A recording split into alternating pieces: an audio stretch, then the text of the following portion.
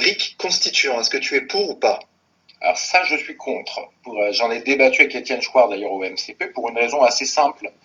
En fait, c'est que la Constitution, c'est le cadre de la République française. Donc si on peut changer le cadre très régulièrement, tous les ans, une ou deux fois de cadre, on va être complètement perdu.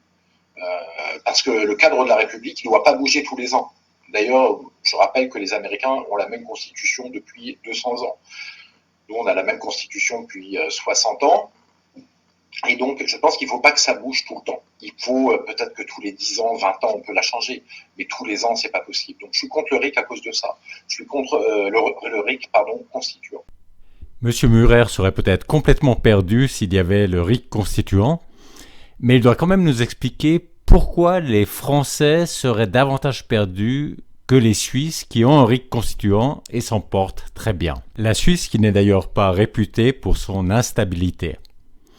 Il se peut tout à fait que la possibilité de modifier fréquemment et graduellement la Constitution contribue à rendre ce pays plus stable que d'autres pays qui attendent que l'accumulation des dysfonctionnements conduise à une rupture. Par ailleurs, je ne suis pas absolument convaincu que M. Murer sache ce qu'est véritablement un RIC constituant. Il ne s'agit pas par un RIC constituant de changer d'un coup toute la Constitution, mais bien au contraire de la changer sujet par sujet en respectant le principe d'unité de matière. Et la Constitution française, elle a bien sûr changé depuis 60 ans puisqu'il y a eu des amendements. Dans la vidéo avec Guillaume Tanneux, j'ai expliqué plus en détail en quoi consiste le principe d'unité de matière. L'unité de matière. C'est-à-dire quand tu proposes quelque chose, ça doit être des choses qui sont liées entre elles, ce qu'il y a à l'intérieur. On essaye d'éviter que tu poses une seule question, qu'il y ait plusieurs questions différentes et que les gens aient la possibilité juste de répondre par oui ou non à tout le paquet, tu vois. Oui. On veut pas que dans le paquet, il y ait des choses très différentes. Il doit y avoir des relations assez étroites entre les différentes choses du paquet que tu soumets en votation populaire. Un exemple pour bien comprendre ce que tu dis. Si par exemple on veut qu'il y ait, au niveau constitutionnel, je vois pas comment ça pourrait le faire. Mais alors je dis n'importe quoi. Dis-moi si l'exemple il est pas bon. Mais si on veut qu'il y ait une question sur l'immigration et une question sur le pouvoir monétaire, ce sont deux sujets différents. Donc il n'y a pas de cohésion. Il n'y a pas de comment tu appelles ça?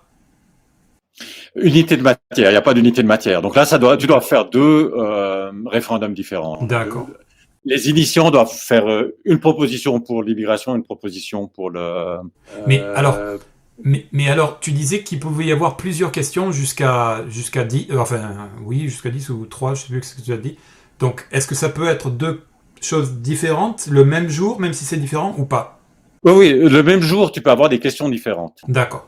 Donc, tout à fait. Donc, comme il y a que 4 jours, disons, la plupart des années, c'est 4 jours. Et puis, comme tu as souvent plus que 4 initiatives ou référendums, enfin, sujet de votation, tu dois en mettre plusieurs par jour. Et là, ils peuvent avoir aucun lien ils ont généralement aucun lien entre eux. D'accord. Mais à l'intérieur d'une question, l'idée, c'est que tu n'aies pas des sous-questions très différentes les unes des autres où tu dois juste répondre par oui ou par non. D'accord. Pour en savoir davantage sur le RIC en Suisse, vous pouvez écouter l'entretien complet.